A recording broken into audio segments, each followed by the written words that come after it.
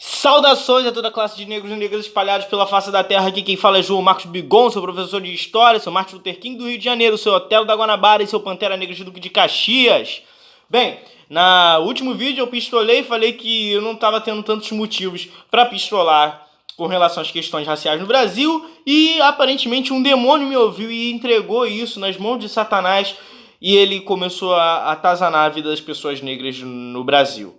Primeiro a gente teve um caso da Pequena Sereia Preta, e aí o pessoal enlouqueceu, porque aparentemente agora a galera se importa bastante com personagens de desenho, personagens mitológicos de desenho, e sua etnia ou raça, né? Aparentemente eles não se importaram muito com 2000 anos de um Jesus louro que morava no Oriente Médio, mas se importaram com uma Pequena Sereia Preta. Mas a pauta de hoje não é essa. A pauta de hoje é que eu tive o desprazer de ver essa semana no Instagram um vídeo de um repórter do SBT de Alagoas, sei lá, do SBT de algum lugar, num programa chamado Alterosa Alerta, né? É tipo um Cidade Alerta de um lugar que não no Sudeste.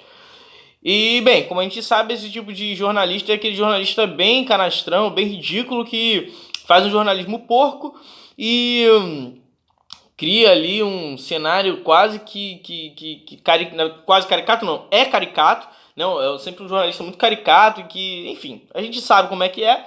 E em algum momento ele estava conversando com um repórter que estava na rua, e aí ele falou, e aí eu só vi esse trecho, tá? Eu não sei exatamente do que se tratava.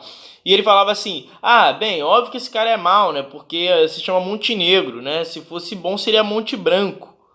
E aí, cara, o jornalista Rafael, não sei das quantas, eu posso estar enganado sobre o nome dele, o que estava na rua, ficou sem ação quando o cara falou isso e fez assim, nossa, tal. Bem, eu só vi esse trecho do vídeo, não vi o contexto completo e talvez eu não vá ver e talvez esteja errando no meu julgamento, mas eu acho que não, até porque só esse trecho em qualquer contexto é problemático, né?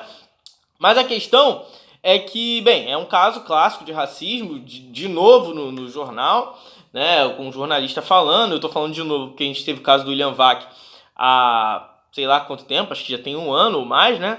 Não, tem mais de um ano.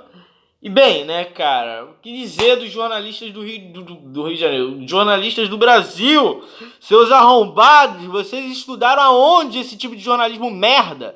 Né? Eu acho que se eu pegasse um aluno meu de 13 anos e colocasse para apresentar, ele teria pelo menos o senso ético de que, por educação, você não faz esse tipo de piada num jornal, imbecil, né?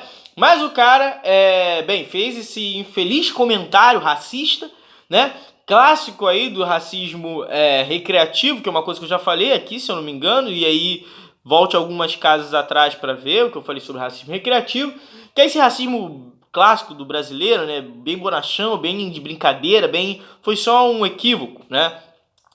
Que, mais uma vez, assim como William Vac, depois de tomar porrada de tudo quanto é lado, por conta desse infeliz comentário, né?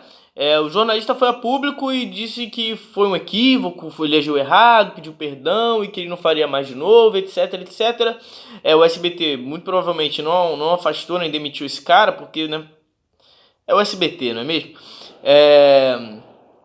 E enfim, o que eu queria dizer, além de xingar esse arrombado de arrombado, né?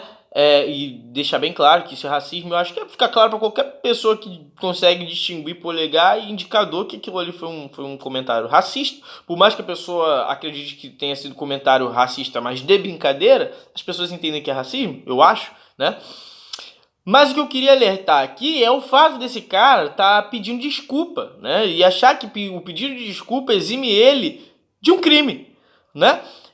Que é clássico de homens brancos, sobretudo homens brancos da geração anterior a mim, assim. Na verdade, acho que até os da minha geração eles fazem muito isso, né? Enquanto o negro é culpado sem provas, homens brancos têm um método muito curioso de pedir desculpa por crimes e serem perdoados, né?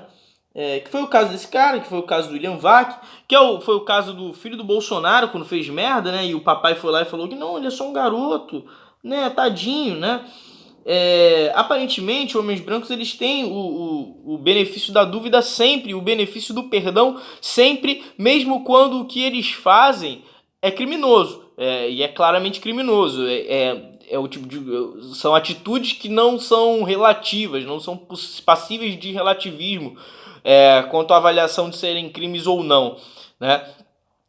E aí, né, eu fico pensando assim, né, se por acaso fosse um jornalista negro, né, cara? Se fosse um jornalista negro que tivesse algum tipo de comentário preconceituoso, LGBTfóbico, ou misógino, machista, enfim, será que ele teria o benefício da dúvida?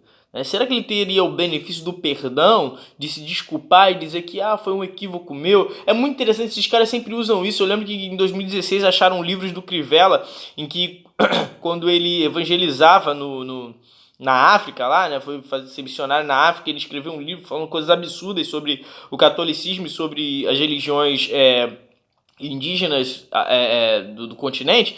E aí o Freixo, acho que soltou isso assim num debate, ele falou que não, eu era imaturo e tudo mais, que foi um equívoco, eu errei e tal.